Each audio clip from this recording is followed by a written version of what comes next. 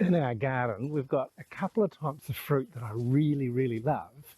But my wife has told me that when we go to visit people, we can't take them these two types of fruit.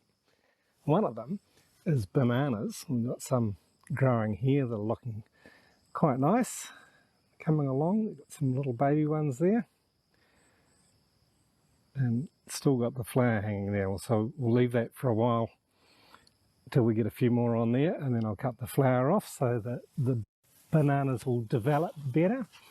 We've got some more over here somewhere I saw the other day.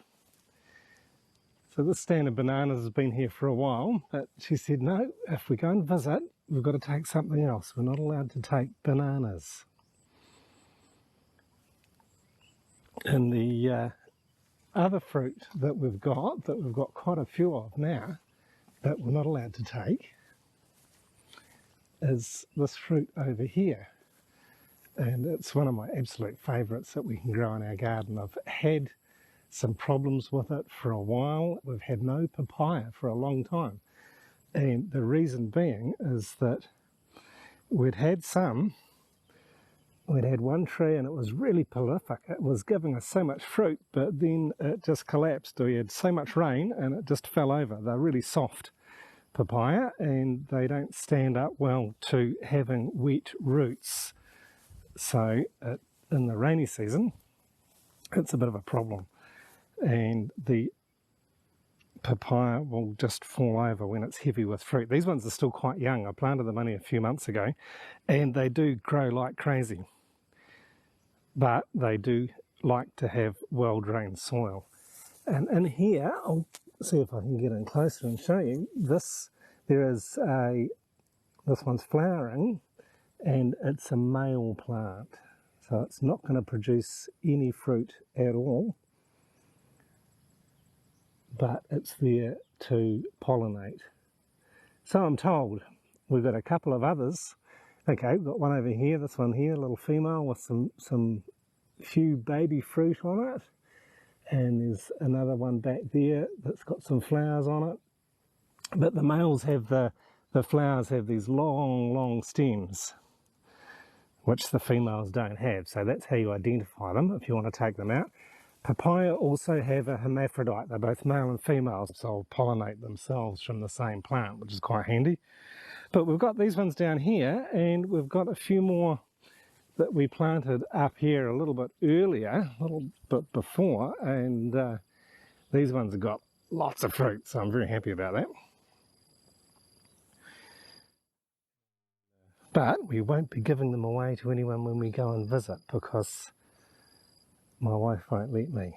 This is just starting to produce some really nice fruit here that we will have to enjoy ourselves.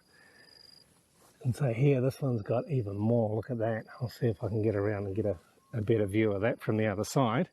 But yeah, once they're happy, when they're happy, the papayas will produce prolifically. The one that I had a few years ago that fell over in the weather, I got a wheelbarrow full of fruit off of it, and it had also already been producing very, very well for a long time. So it's just quite amazing. But I haven't counted the number of fruit on here yet, but this is still young. As you can see, it's still flowering there.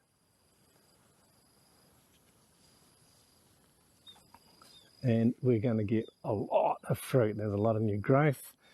I planted these up here in our vegetable area, and I'm not surprised they've grown well because the soil up here is really good. I had a couple of others that I have just chopped out. I've taken them out because they were just shading the vegetable area too much, and I'm coming into a time where I'm wanting to be planting a lot more vegetables. So that's coming into our cool season, which is the best season for growing veggies. So there we have yet another one, another female there.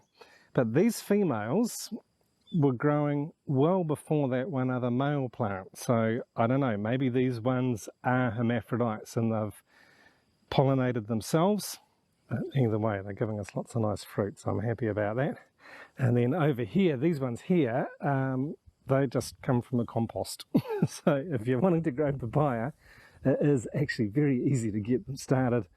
Well, in this tropical damp climate of ours here in northern Thailand. But I'm also going to take these ones out. There's just too many in here, and it's a bit of a pain really. It's not so good right here in this nice patch, and we'd had something else growing in here, and we'd really fertilized a lot. We'd put a lot of compost in this little area here, and so the papaya's growing really nicely. The other thing I'm happy about having the papaya in the vegetable garden is that they will provide some shade and some relief from the sun for our vegetables once I get those planted. So we're looking forward to having these start to ripen up. I mean, we've eaten some of them already in the green papaya salad. And then I've got another tree over here that's a bit older. That's a few years old, this one.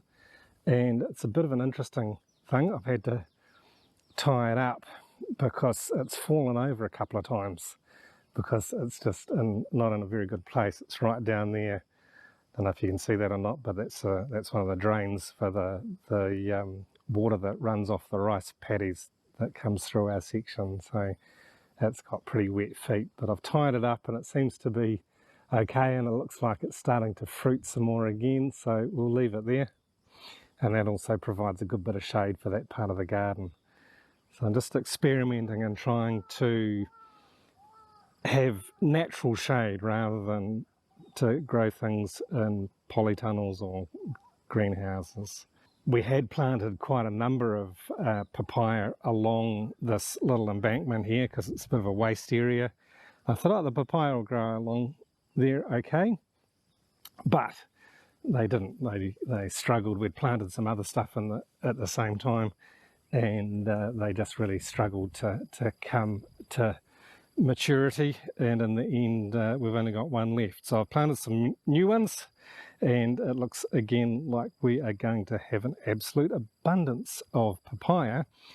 Like I said, that we'll have to eat ourselves. We'll eat it as green like this in Som Tum, the papaya salad, or I will also love to eat it when it's ripe, when it's orange and rich. I'll put some yogurt with it, squeeze a bit of lime onto it, and sometimes if I've got some passion fruit, mix that together. It's fantastic.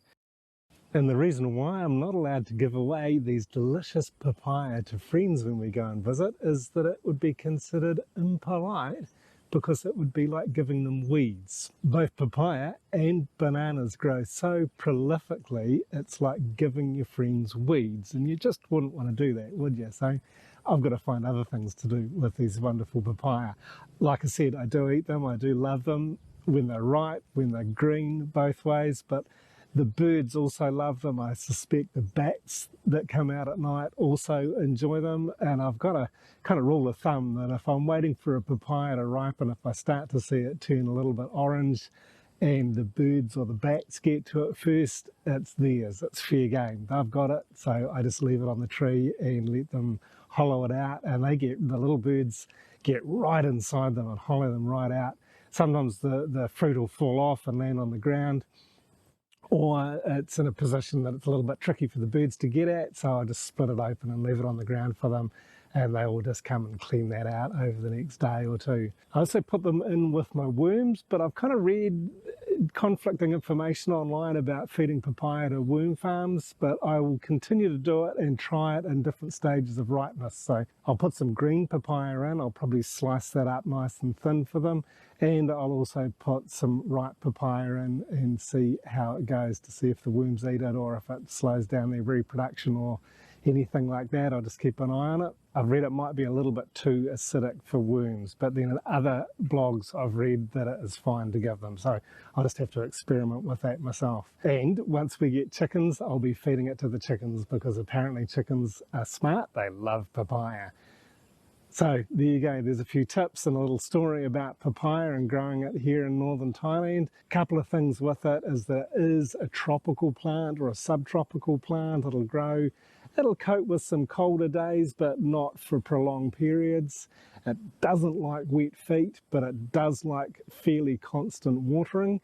So it's got to be in a well-drained soil, it's got to be in a good location and receive plenty of water, and probably as much organic food as you can give it. So plenty of compost and plenty of liquid fertiliser, worm castings, anything like that is going to produce a whopping crop of papaya. I hope you've learned something. I hope you've enjoyed watching. Thanks for joining me.